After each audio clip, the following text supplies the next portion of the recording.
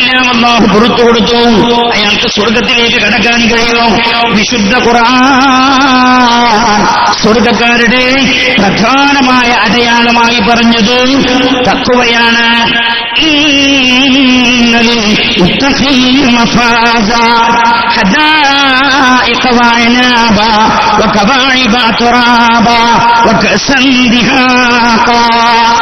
ഇന്നലിൽ മുത്തഖീന മഫാസാ, തഖ്വയുള്ളവർക്ക് മാത്രമേ വിജയിക്കാൻ കഴിയൂന്ന് വിശുദ്ധ ഖുർആൻ. അല്ലാഹു സുബ്ഹാനഹു വ തആല സ്വർഗം ഒരുക്കി വെച്ചിരിക്കുന്നത് തഖ്വയുള്ള ആളുകൾക്കാണ്. മാത്രമല്ല, ലോകത്തേക്ക് കടന്നു വന്ന എല്ലാ പ്രവാചകന്മാരും തങ്ങളുടെ സമൂഹത്തോട് വിളിച്ചു പറഞ്ഞ ഒരു വിഷയവും തഖ്വയാണ്. മഹാനായ നബിയുനാ മുഹമ്മദ് മുസ്തഫ സല്ലല്ലാഹു അലൈഹി വസല്ലം തങ്ങൾ പഠിപ്പിക്കുകയാണ്. വിശുദ്ധമായ ഖുർആൻ നമ്മെ പഠിപ്പിക്കുകയാണ്. സൂറത്തുൽ മുഅ്മിനൂൻ 23-ാമത്തെ വചനം, വലഖദ് അർസൽനാ നൂഹൻ ഇലാ ഖൗമി ഫഖാല യാ ഖൗമി അബ്ദുല്ലാഹ മാ ലക്കും മിൻ ഇലാഹിൻ ഗൈറുഹു അഫലാ തത്തഖൂൻ. നൂഹ് നബി അലൈഹിസ്സലാം 980ഓളം കൊല്ലം തന്റെ സമൂഹത്തെ പ്രബോധനം ചെയ്താണ്. നൂഹ് നബി തന്റെ സമൂഹത്തിൽ കടന്നു വന്നിട്ട് അവരോട് ചോദിച്ചത്, നിങ്ങൾ തഖ്വ ചെയ്യുന്നില്ലേ എന്നാണ്. എല്ലാ പ്രവാചകന്മാരുടെയും പ്രബോധന ശൈലി ഖുർആൻ എടുത്തു പറഞ്ഞിട്ടുണ്ട്. ഞാൻ എല്ലാം കൂടെ പറയുന്നില്ല. മഹാനായ സയ്യിദുനാ ഹൂദ് അലൈഹിസ്സലാം, നൂഹ് നബി അലൈഹിസ്സലാമിന് ശേഷം കടന്നു വന്ന പ്രവാചകനാണ്. ഹൂദ് അലൈഹിസ്സലാമിന്റെ പ്രബോധനം ഖുർആൻ ഉദ്ധരിക്കുന്നുണ്ട്. സൂറത്തുൽ അറാഫിലാണ് 65-ാമത്തെ ആയത്താണ്. വഇലാ ആദിൻ അഖാഹും ഹൂദ ഖാല യാ ഖൗമി അബ്ദുല്ലാഹ മാ ലക്കും മിൻ ഇലാഹിൻ ഗൈറുഹു അഫലാ തത്തഖൂൻ. കണ്ടോ, ഹൂദ് നബി അലൈഹിസ്സലാം അവരോട് പറഞ്ഞത് നിങ്ങൾ തഖ്വ ചെയ്യുന്നില്ലേ എന്നാണ്. മഹാനായ സ്വാലിഹ് നബി അലൈഹിസ്സലാം, ശുഐബ് നബി അലൈഹിസ്സലാം, ലൂത്ത് നബി അലൈഹിസ്സലാം ഇവരുടെയൊക്കെ പ്രബോധനം അല്ലാഹു എടുത്തു പറയുന്നിടത്ത് തഖ്വ എടുത്തു പറഞ്ഞിട്ടുണ്ട്. ബനൂ ഇസ്രായേലിൽ അവസാനം എന്ന പ്രവാചകനാണല്ലോ റൂഹുല്ലാഹി ഈസാ അലൈഹിസ്സലാം. ഈസാ നബിയുടെ പ്രബോധനം എടുത്തു പറയുന്നിടത്തും അല്ലാഹു പറയുന്നത് നിങ്ങൾ തഖ്വ ചെയ്യുന്നില്ലേ, ഫത്തഖുല്ലാഹ വഅതിഊൻ. എന്താ കാരണം? തഖ്വയില്ലാതെ സ്വർഗത്തിലേക്ക് കടന്നു പോകാൻ കഴിയില്ല.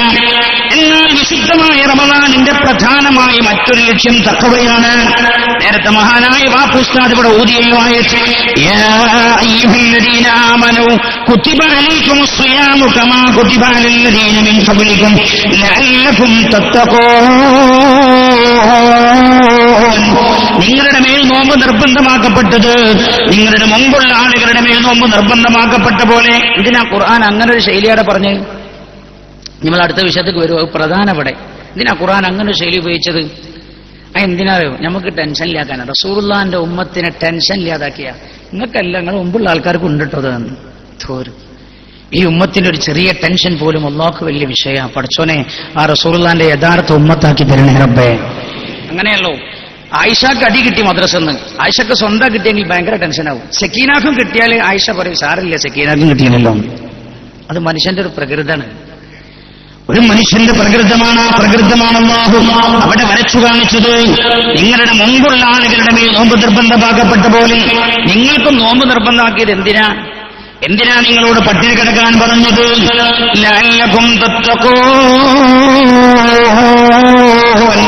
നിങ്ങൾ തഖ്വയുള്ളവരാവലാണ്. ശ്രദ്ധിക്കണേ, രണ്ടാമത് നോമ്പ് കൊണ്ടുള്ള ലക്ഷ്യം തഖ്വയാണ്. ഈ തഖ്വ എന്തിനാ? സ്വർഗത്തിന്റെ ശരണയാണ് തഖ്വ. ഇന്നലിൽ മുത്തഖീന മഫാസാ. തഖ്വയില്ലാതെ സ്വർഗത്തിലേക്ക് കടന്നു പോകാൻ കഴിയില്ല. പാപമെല്ലാം അല്ലാഹു പുറത്തു തന്നു. ഇനിയുള്ള ജീവിതം, ഇനി അടുത്ത കൊല്ലല്ല റമദാൻ വരിക, അതിന്റെ അടുക്കാണ് ഇയാൾ മരിച്ചു പോണെങ്കിലോ? അതിന്റെ അടുക്ക് ജീവിക്കുന്ന ആൾക്ക് ജീവിതത്തിന്റെ വെളിച്ചമാകാനാണ് അല്ലാഹു നോമ്പിലൂടെ തഖ്വയെ അല്ലാഹു പ്രദാനം ചെയ്തത്. മനുഷ്യന്റെ ജീവിതം യഥാർത്ഥ വഴിയിലൂടെ കൊണ്ടുപോകലാണ് റമദാനിന്റെ ലക്ഷ്യം. തഖ്വ എന്ന് പറഞ്ഞാൽ എന്താ? സാധാരണ പറയാനുള്ള കുറെ വ്യാഖ്യാനുണ്ട്. സാധാരണ പറയാനുള്ള ഒരു വ്യാഖ്യാനം ഞാൻ പറയാം. ഇംതിസാലു അവാമിരില്ലാഹി തആല വജ്തിനാബു നവാഹിഹി. അല്ലാഹുവിന്റെ കൽപ്പനകൾ പൂർണ്ണമായി ജീവിതത്തിൽ പകർത്തുക. അല്ലാഹു വിരോധിച്ചത് മുഴുവൻ ജീവിതത്തിൽ നിന്ന് വിരോധിച്ചു നിർത്തുക. അത് അങ്ങനെ ഒരു കഴിവ് നേടിയെടുക്കലാണ് നോമ്പിന്റെ ലക്ഷ്യം. അല്ലേ? അത് കഴിയുണ്ടോ? ഓ, കഴിയും. നിങ്ങൾ ഡ്യൂട്ടി കഴിഞ്ഞ് റൂമിലേക്ക് എത്തി. നിങ്ങൾ 1 മണിക്കാണ് എത്തിയത്. നിങ്ങളെ കൂടെയുള്ളവരൊക്കെ 3 മണിക്ക് എത്തുള്ളൂ. റൂമിലേക്ക് കയറിയപ്പോൾ ആരും റൂമിലില്ല. ഫ്രിഡ്ജൊന്ന് തുറന്നു നോക്കുമ്പോൾ നല്ല തണുത്ത വെള്ളമുണ്ട്. ഭയങ്കര ചൂടുമല്ലേ, ഉഷ്ണമല്ലേ. പകൽ വെയിലാ നിങ്ങളുടെ ജോലി. റൂമിലേക്ക് കയറി വേറെ ഉള്ളവരെല്ലാം 3 മണിക്കേ വരൂ. തലേന്ന് ഉണ്ടാക്കിയ അത്താഴത്തിന്റെ ബാക്കി ഭക്ഷണവും ഈ ഫ്രിഡ്ജിലുണ്ട്. ഒന്ന് തുറന്നിട്ട് വെള്ളമെടുത്തൊന്ന് കുടിക്കാൻ ആരും കാണുന്നില്ല. അല്ലെങ്കിൽ തന്നെ ചില റൂമിലൊന്നും കാണൂല. ലൈറ്റ് കാണാത്ത റൂമുണ്ട് ദുബൈയിൽ. വിളിച്ചേ കണ്ടിട്ടില്ല. എനിക്കറിയാം. ഞാൻ ഒരു 10-14 കൊല്ലം മുമ്പ് വന്നപ്പോ എന്നോട് പറഞ്ഞത്, ചോനെ അള്ളാഹുൽക്കൊക്കെ വലിയ കൂലി കൊടുക്കട്ടെ, ആരുമില്ലാതെ വന്നപ്പോഴേ അത്താണി തന്ന ആളുകൾ അള്ളാഹു റബ്ബുൽ ഇസ്സത്ത് അവർ ചെയ്തതൊക്കെ കബൂൽ ചെയ്യട്ടെ. എന്നോട് ആകെ പറഞ്ഞൊരു നിയമം എന്താ അറിയോ? വാതില് മെല്ലെ തുറക്കാവൂ, വാതില് മെല്ലെ തുറക്കാവൂ, ശബ്ദം ഉണ്ടാവാൻ പാടില്ല. നമുക്കിതൊന്നും അറിയില്ലല്ലോ. എന്നോട് പറഞ്ഞു, അന്ന് നാട്ടിൽ പോയ ഒരാളുടെ ബെഡ് നിങ്ങൾക്ക് തന്നത്. രണ്ടാമത് എന്നോട് പറഞ്ഞു, മെല്ലെ പോയിട്ട് കിടക്കാവൂ, കട്ടിൽ കിറുകിറുകിറൊക്കെ ഉണ്ടാവും, അതുണ്ടാക്കാൻ പാടില്ല, മെല്ലെ കിടക്കാവൂ. ഈ 2 നിർദ്ദേശം എനിക്ക് കിട്ടിയത്. അല്ലെങ്കിലും പല റൂമിലും വെളിച്ചം കാണാറില്ലല്ലോ. ആരുമില്ല, ഇരുട്ടാണ്. ആര് കാണാൻ? വെള്ളം കുടിച്ചാൽ ഫ്രിഡ്ജിൽ നിന്ന് വെള്ളമെടുത്തു, കുടിക്കാനായി ചുണ്ടിനോട് അടുപ്പിച്ചു പിടിച്ചു. കുടിക്കാൻ ഒരുങ്ങുകയാൽ ചുണ്ടിൽ വെച്ചെടുത്തുന്ന വിളി ചെയ്യല്ലേ. ആരും കാണുന്നില്ലെങ്കിൽ നീ നോമ്പ് നോറ്റത് അള്ളാഹുവിന് വേണ്ടിയല്ലേ എന്ന് ഹൃദയത്തിന്റെ അകത്തളത്തിൽ നിന്നുണ്ടാകുന്ന വിളിയാണ്. ഈ വെളിയാണം നോമ്പല്ലാത്ത മാസത്തിൽ നമ്മെ നിയന്ത്രിക്കാൻ കഴിയില്ല. നോമ്പ് കൊണ്ട് അല്ലാഹു ലക്ഷീകരിച്ചിരിക്കുന്നത് എന്നെ തഖ്വ. ഒറ്റവാക്ക് പറഞ്ഞ ഇതാ തഖ്വ. ഞാൻ പണ്ഡിതന്മാരുടെ ആലിമീങ്ങളുടെ ഒരുപാട് മഹത്തുക്കളുടെ വാക്കുണ്ടതൊന്നും ഞാൻ എടുത്തു പറയില്ല, സമയമില്ലാത്തതുകൊണ്ട് ചുരുക്കി പറഞ്ഞിട്ട് വേണം അവസാനിപ്പിക്കല നല്ല. മറ്റ് സമയം അതിക്രമിച്ചു പോകും എന്ന് ഞാൻ മനസ്സിലാക്കും. അത് തഖ്വ. പടച്ചോനെ അല്ലാഹ് എന്ന വിചാരം ഉണ്ടാകും ഇല്ലേ? ഞാൻ ചോദിക്കട്ടെ, ഇത്ര പെട്ടെന്ന് അത്തായം കഴിച്ചു കഴിഞ്ഞ് വാച്ചിക്ക് നോക്കുമ്പോ 4 എത്രക്ക് അവിടെ സുബൈ? 4:10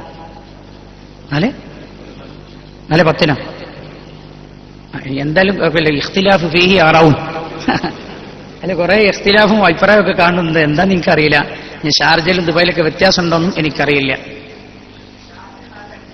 വ്യത്യാസമുണ്ടല്ലേ? ഷാർജ 4:05, പിന്നെ ദുബായിലോ 4:10 ദുബായിൽ. ഇപ്പം നിങ്ങൾ തമ്മിൽ 5 മിനിറ്റ് വ്യത്യാസം ഉണ്ടോ? ആകെ ഫ്രീ ആയിരുന്ന സമയത്ത് റോഡ് ഫ്രീ ആവുമ്പോ 5 മിനിറ്റ് ഓടാനില്ലല്ലോ. സമയത്തിൽ വ്യത്യാസമുണ്ട് എന്ന് മനസ്സിലായി. അള്ളാഹു ഖൈറാക്കി തരട്ടെ. ഞാൻ പറയുന്നത് 4:05 ഷാർജക്കാരൻ്റെ ഒരാൾ അത്താഴം കഴിച്ചിട്ട് വാച്ചിക്ക് നോക്കുന്ന സമയത്ത് 4:10. ഓനെന്തൊരു ബേജാറ്. പഠിച്ചോനെ, ഞാൻ എന്തിപ്പോ ചെയ്ത്?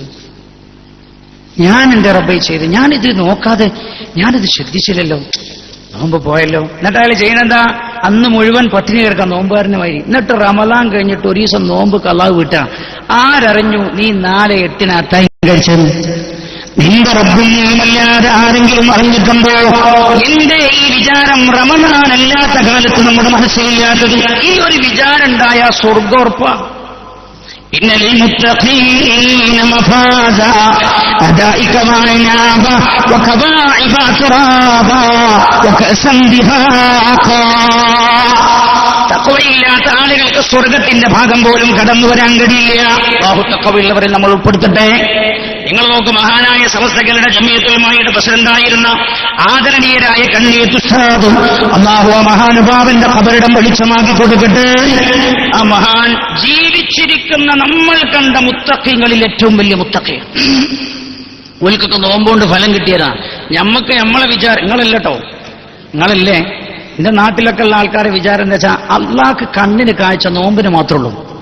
നോമ്പ് കഴിഞ്ഞാൽ പിന്നെ നമ്മളെ റബ്ബ് അന്ധനാണോ എന്ന് തോന്നിപ്പോവും നമ്മളൊക്കെ പ്രവർത്തനം കണ്ടാൽ. മഹാനായ